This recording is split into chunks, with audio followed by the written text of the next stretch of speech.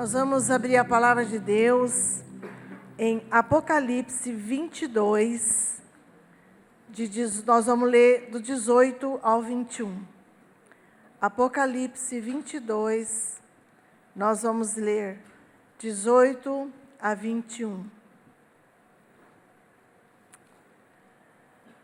Diz assim a palavra de Deus: a todo aquele que ouve as palavras da profecia deste livro, testifico. Se alguém lhes fizer qualquer acréscimo, Deus lhe acrescentará os flagelos escritos neste livro.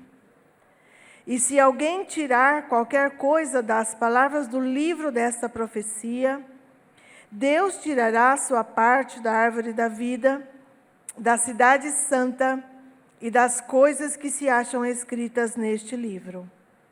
Aquele que dá testemunho destas coisas diz: certamente venho sem demora. Amém. Vem, Senhor Jesus. Qual evangelho seguimos?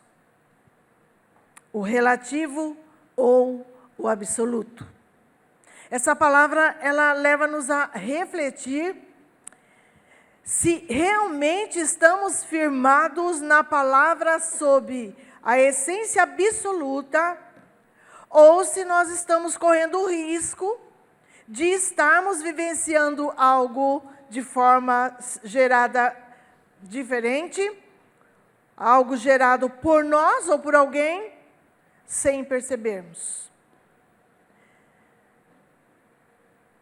O que a palavra de Deus diz que acontecerá conosco se nós estivermos acrescentando ao conteúdo da palavra de Deus? Ele diz que ele vai acrescentar os flagelos que estão escritos no livro de Apocalipse.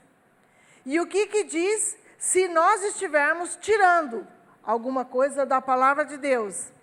A palavra de Deus diz que ele também vai tirar a nossa parte da árvore da vida, da cidade santa, e também, deixa eu ver onde mais aqui, das promessas escritas na palavra de Deus. Querida igreja, todos nós sabemos aqui, especialmente os que têm 50 a mais, que o mundo, o sistema do mundo vive em transformação constante e numa velocidade que nós não conseguimos acompanhar. Eu creio que todos nós aqui sabemos disso. A tecnologia, por exemplo, quem já viveu mais de 50 anos, não imaginava há 30, 35 anos atrás, que hoje nós teríamos acesso tranquilo a qualquer pessoa, em qualquer lugar e a qualquer hora. Não dá nem para a gente ficar aqui descrevendo a infinidade de comunicação e serviço que abrange a tecnologia nos dias de hoje. Ficaríamos aqui muito tempo. A medicina, por exemplo, quem já viveu 50 a mais sabe do que eu estou falando. Quantos remédios eram considerados tops, remédios extraordinários, descobertas extraordinárias, e hoje esses mesmos remédios eles já foram retirados, inclusive, do mercado, porque entendeu-se que era prejudicial. E, com isso, outras formas avançam sem parar. Nós temos visto também na área do comportamento, quantas informações têm chegado a nós como seres humanos e têm nos levado a pensar diferente.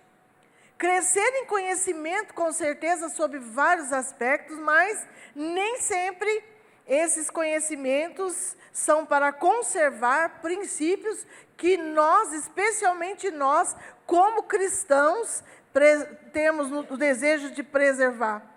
Muitos desses ensinos, muitos desses conhecimentos, na verdade, são para destruir esses princípios. Como a palavra de Deus tem chegado ao nosso coração, querida igreja. Como a palavra do Deus vivo, uma regra absoluta, Ou a palavra do Deus vivo, mas convertida no que eu creio ou no que eu quero. E como nós vamos saber qual evangelho de fato estamos seguindo? E eu gostaria de trazer 3 situações, requisitos, características, como você quiser entender, sobre como descobrir que tipo de evangelho nós estamos vivendo, na verdade. Em Provérbios 18, versículo 1, fala assim: o solitário busca o seu próprio conselho e insurge-se contra a verdadeira sabedoria.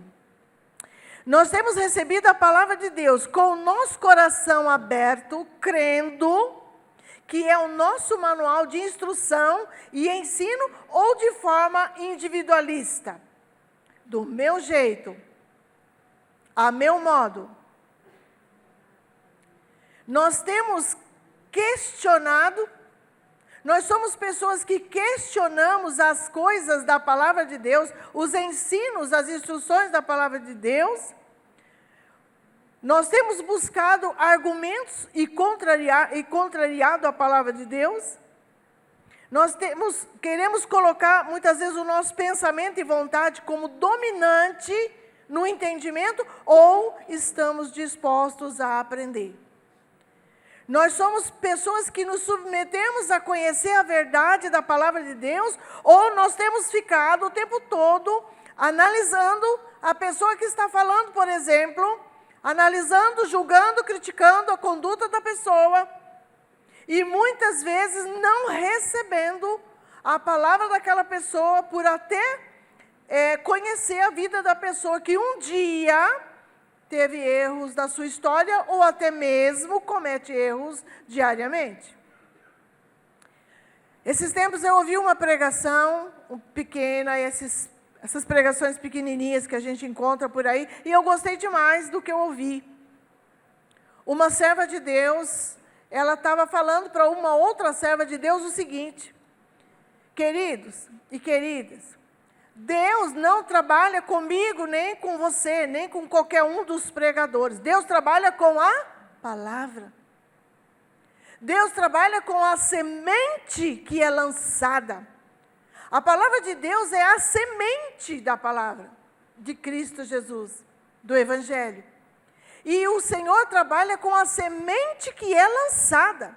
Então, muitas vezes, a pessoa realmente pode até não ter tanto crédito, pode até não ter tanta cultura, pode até não ter algo que você vai falar, nossa, aquela pessoa realmente, mas ela está lançando a semente da palavra de Deus. E Deus pega essa semente. E a Bíblia garante que a palavra de Deus não voltará vazia, antes cumprirá os desígnios pelo qual ela existe. Então, a questão muitas vezes para usarmos de questionamentos, de argumentos contrários, de críticas. Quantas pessoas de repente me ouvindo aqui falar, graças a Deus, eu não contrario a palavra de Deus. Para mim, a palavra de Deus é fidedigna e verdadeira, e eu não abro mão de jeito nenhum da palavra de Deus, mas quando convém, diz, não é bem assim. Hoje nós temos ouvido muito sobre isso. Não é bem assim, não. Não, olha, isso é mentira. Não é bem assim, não. Eu estou me defendendo, eu estou defendendo minha família. Se eu precisar mentir para defender minha família, eu vou fazer isso. Então, que evangelho é esse que nós temos conservado na prática da palavra de Deus na nossa vida? Muitas vezes, queridos, não é porque nós somos diretamente críticos ou questionadores, mas na maioria das vezes nos falta convicção daquilo que nós cremos. A maioria das vezes, quando questionamos algo, quando nós criticamos algo, quando nós argumentamos contra, nós estamos demonstrando que há uma falta de convicção em nosso coração, no nosso entendimento. Lá em Marcos, capítulo 2, tem uma história lá que a maioria que já ouviu com certeza absoluta. Lá diz assim que 4 amigos tinham um amigo paralítico. E eles então sabem que Jesus está ministrando cura e pregando ali em determinado lugar. E eles vão com esse amigo, levam esse amigo paralítico, mas chega ali, não teve como entrar. O que eles fizeram? A maioria que sabe, subiram pelo telhado e entraram pelo telhado. Colocaram um amigo lá para Jesus orar com ele pelo telhado. Olha bem como é a pessoa que tem convicção e a pessoa que não tem convicção.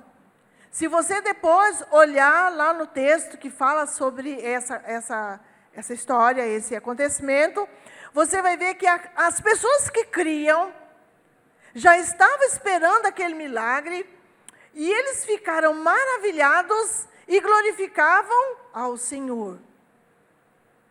Mas as pessoas que não criam começaram a questionar que Jesus estava blasfemando, que ele estava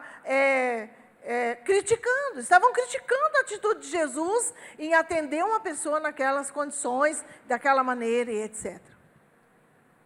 Então veja bem, quando nós temos convicção daquilo que cremos, nós não ficamos discutindo, nós não ficamos argumentando, nós só glorificamos, nós só vencemos, nós rompemos, nós vamos em frente.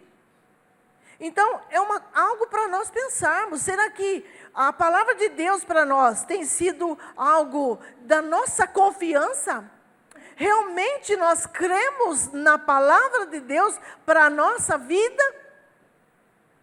Ou na hora que nós não gostamos muito, não bate muito bem com aquilo que eu gostaria de receber de volta, eu começo a questionar e a minha convicção não aparece. Há muitas pessoas, queridos e queridas, que têm convicção de que a Bíblia é a palavra de Deus, mas não têm convicção de que as promessas da Bíblia são para ela. Que evangelho nós temos vivido?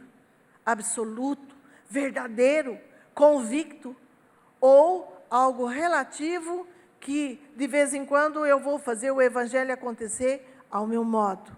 Vamos pensando sobre isso. Nossa convicção nos livra de culpa, sabia? Por muitas vezes acreditar em sugestões, em alternativas que não nos trouxeram segurança, que não nos mostra a coisa certa a ser feita. Muitas vezes nós vamos na onda das pessoas, nós vamos na maioria, nós vamos por não querer muitas vezes estremecer uma amizade, um conselho que nós recebemos, alguém que nós gostamos muito, você para não magoar o outro, você contraria a própria palavra de Deus. E logo nós podemos estar correndo o risco de não viver o ensino da palavra de Deus da maneira como Jesus ensinou. Nós podemos estar correndo esse risco de alterar a palavra de Deus por conta de nós, muitas vezes, não termos convicção que é gerada pela fé e pela palavra de Deus. Qual doutrina que você segue? A palavra de Deus diz lá em Oséias 4:6, o meu povo perece por falta de conhecimento. Nós sabemos que a palavra de Deus ela não muda. As versões são diferentes, mas o conteúdo da palavra de Deus será o mesmo. Mas a doutrina, a forma de praticar a palavra de Deus, sim, sofre alteração. Nós vamos encontrar determinadas práticas com a mesma palavra, por denominações diferentes. Então, você que nasceu aqui, ou você que está aqui, você que chegou aqui, você que está conhecendo a doutrina da Presbiteriana Central, você que está conhecendo essa visão, que está sendo gerado por essa visão de reino, por essa forma de sermos conduzidos como família de Deus, por essa prática da palavra de Deus aqui, pela maneira social como vivemos aqui, o povo de Deus. Você tem sido fiel a esta visão, querido? Você tem sido fiel a essa fonte? Ou você tem misturado as fontes? Se um dia você está aqui, outro dia você visita uma outra fonte, outro dia você está sob o comando de um outro líder, você corre o risco de desviar-se da verdade. Ah, não, Marlene, não concordo, porque quando eu vou em outra igreja, quando eu vou em outro ministério, quando eu vou me aconselhar com outros homens e mulheres de Deus, eu estou aprendendo. Eu concordo com você.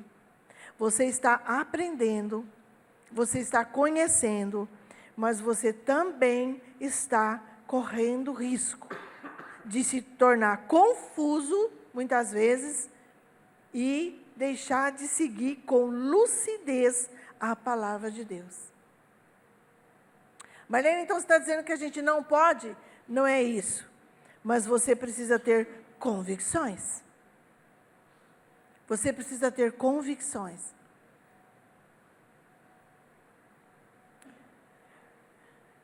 Jesus pastoreava os discípulos. Todos os discípulos eram pastoreados por Jesus. Ele andava com eles, ensinava, mostrava, cuidava deles nos momentos difíceis, e nós chamamos isso de pastoreio,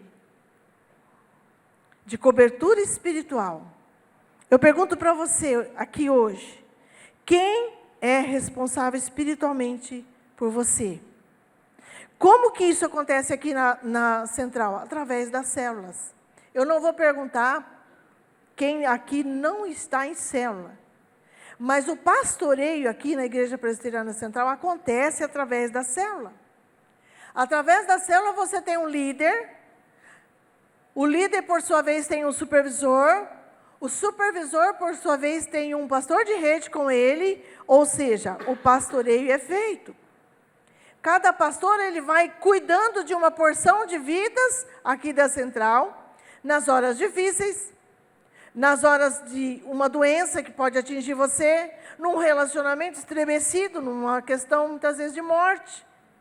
A igreja é assistida, é pastoreada, através das células. Nas horas felizes, um aniversário, um casamento, que possa acontecer, né? Você também será pastoreado, acompanhado, direcionado. Então, a célula, para você ser pastoreado e saber se o que você tem feito, o que você tem aprendido, o que você tem sentido, a maneira como você tem se comportado, está de acordo com a palavra de Deus, ela é um caminho extraordinário para você e para mim. Somos cuidados. Na célula nós temos a oportunidade de falar das nossas alegrias, mas também das nossas humilhações. Através da célula, você pode ser conduzido a um bom conselho, gerado pela palavra de Deus. E isso vai impedir que você venha cometer erros. Ou, na maioria das vezes, isso vai te ajudar. Quando nós ficamos soltos, sem prestação de conta, quando nós ficamos sob os nossos próprios argumentos, nossos próprios pensamentos, o risco é muito grande de você alterar a palavra de Deus na sua vida, querida e querida. O risco é muito grande, porque nós estamos vivendo um tempo de muita informação. E tudo é muito fácil, e tudo está muito certo à vista das pessoas que ensinam.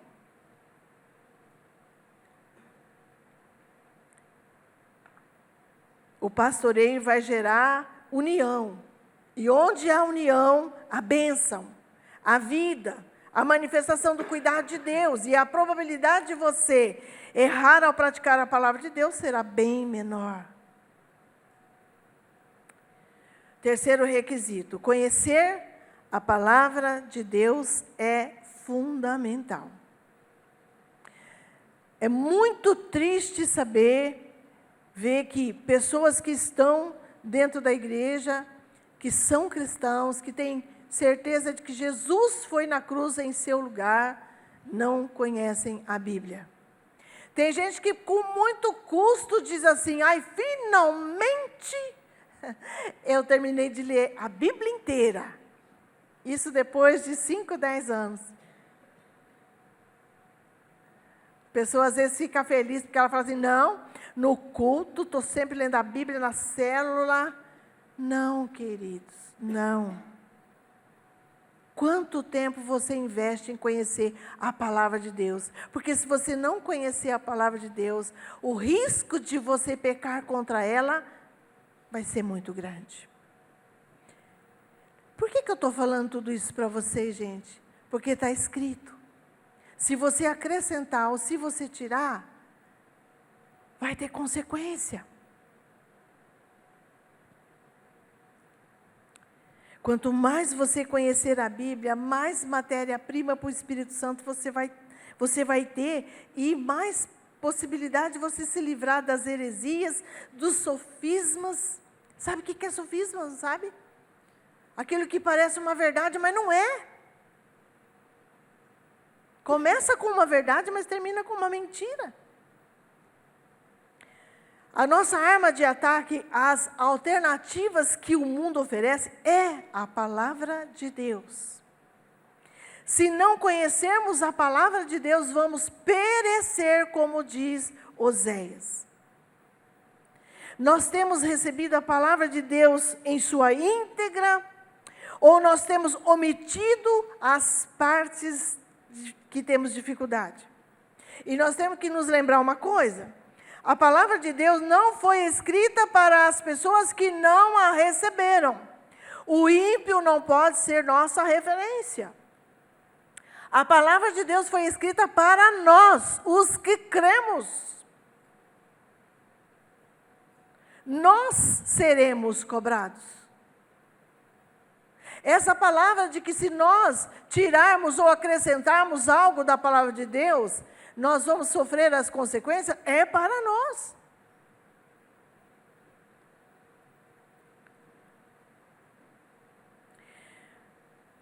A palavra de Deus para nós, queridos, tem peso. Tem peso. Nós, os cristãos, não temos que ter essa referência às outras pessoas que não conhecem ou que dizem não. Você e eu, que cremos na obra da cruz do Calvário, precisamos observar como está o nosso coração. O nosso coração é o solo, é a terra para a semente da palavra de Deus. Como está a sua terra, querida igreja? Que tipo de terra nós somos?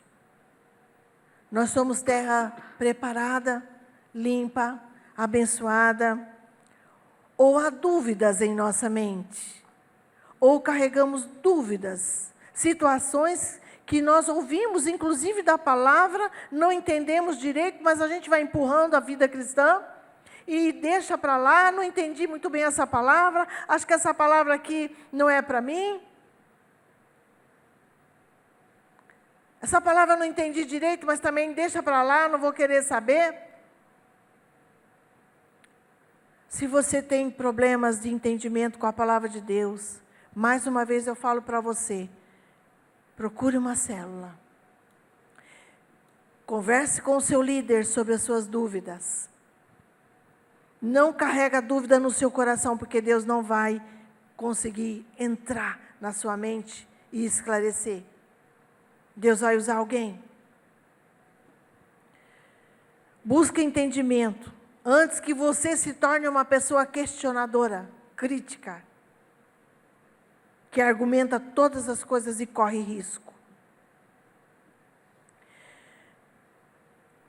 Não só leia a palavra de Deus, mas medita na palavra de Deus. Salmo 1, versículo 2 fala que bem-aventurado é aquele que tem prazer na lei do Senhor e na sua lei medita de dia e de noite.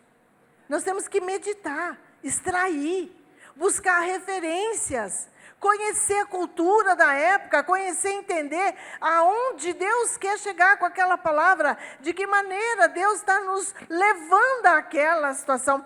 Gente, tem muita gente que não explora a Bíblia, lê por ler. Nós precisamos explorar o conhecimento, Sabia que quando você conhece, todos aqui já passaram por uma escola, com certeza. E é tão bom quando você conhece, entende, quando você domina uma matéria. É ou não é, gente?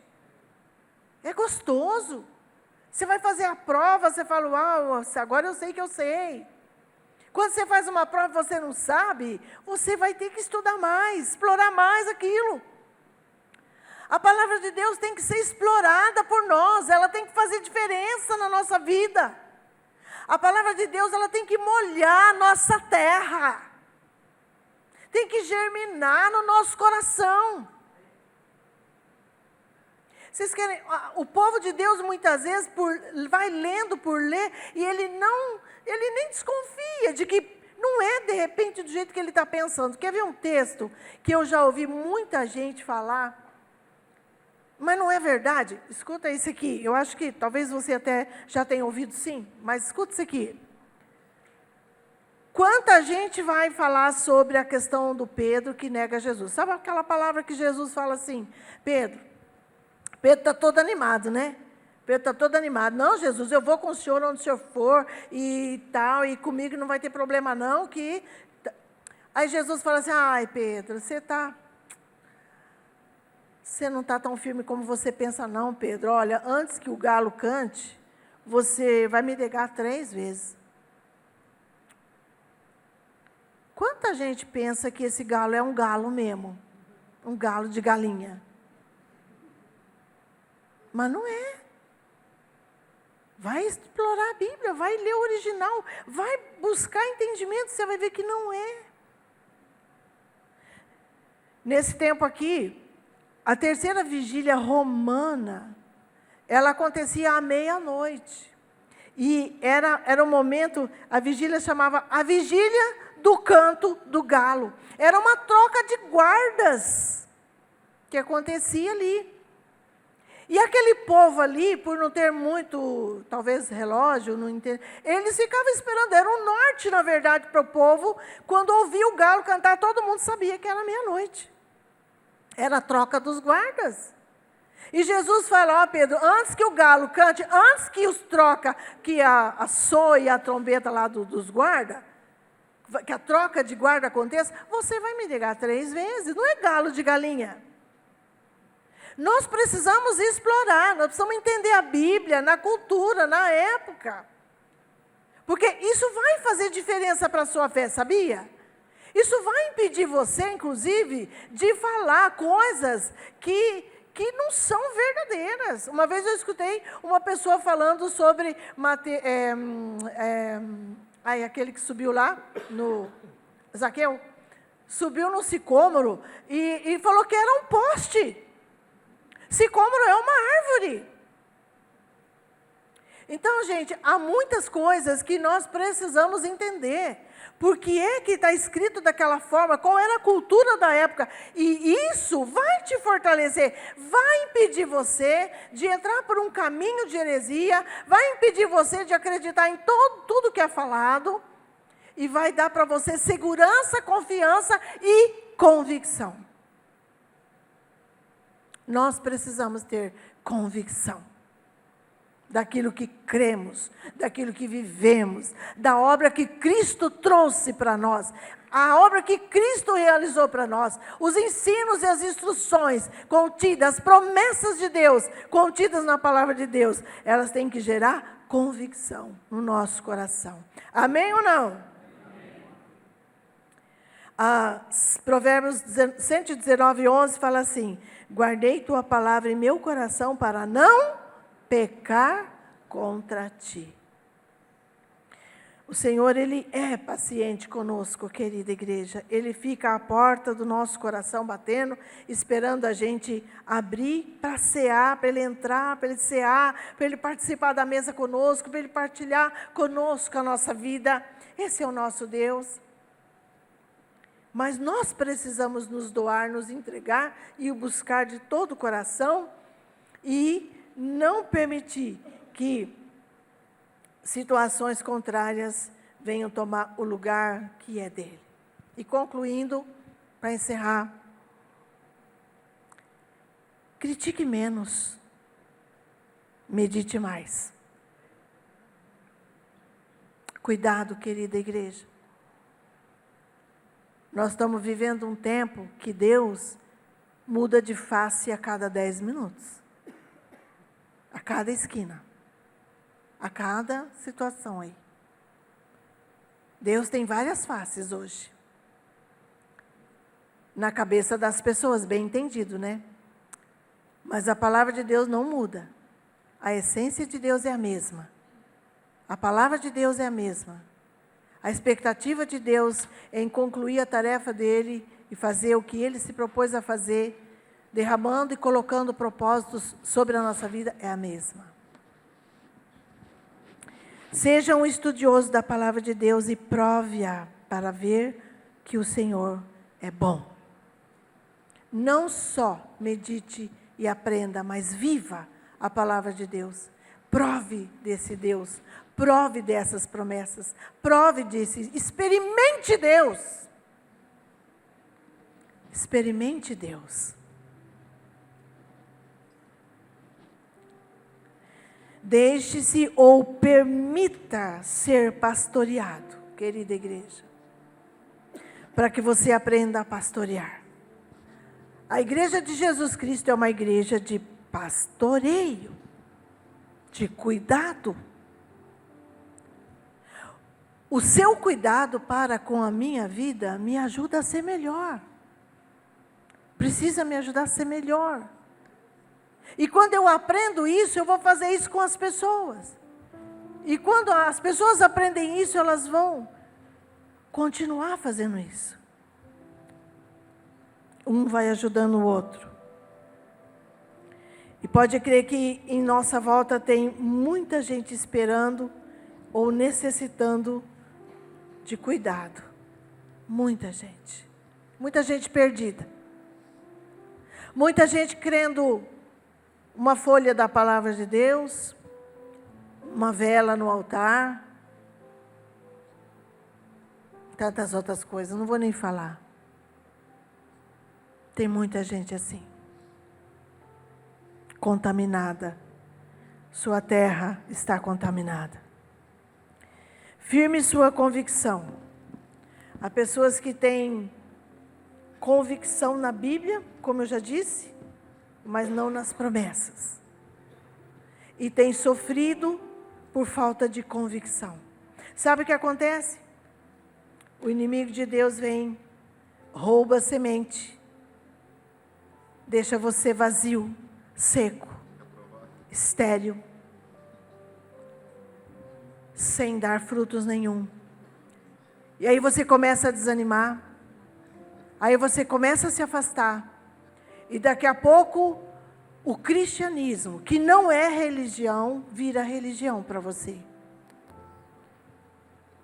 Cristianismo, querida igreja, é salvação, não é religião. E muitos de nós temos vivido a religião do cristianismo. Eu espero em Cristo Jesus que a partir de hoje você possa olhar para a palavra de Deus diferente, com zelo, com cuidado. Que você, quando você não tiver certeza de que você está 100% Jesus, não faça. Vai estudar, vai meditar, pague o preço. As células dessa semana, para quem está estudando, fala sobre ousadia para crer, ousadia se for preciso morrer por Jesus Cristo, ousadia para ser cristão. E você vai encontrar tudo que você precisa dentro da palavra de Deus para ser essa pessoa que o Senhor espera que você seja. Porque Deus quer te usar. Você já parou para pensar nisso? Deus quer te usar. Mas Ele não pode usar uma terra contaminada. Ele não vai fazer germinar a palavra dEle numa terra contaminada. Num coração que não tem convicção. Amanhece crendo, na hora do almoço já está em dúvida a noite já está totalmente afastado. Precisa de novo, e de novo, e de novo. Ter um encontro real com o Senhor. Todos os dias precisa lembrar, Cristo morreu por mim. Não. Você já sabe. Você já é lavado, redimido pelo sangue de Jesus. Tome posse e vá em frente. Tome posse dessa palavra de Deus na sua vida, para a sua vida. Use essa palavra para você. Peça a Deus para gerar convicção no seu coração. E com certeza absoluta, você vai sentir a alegria da salvação brotando no seu coração.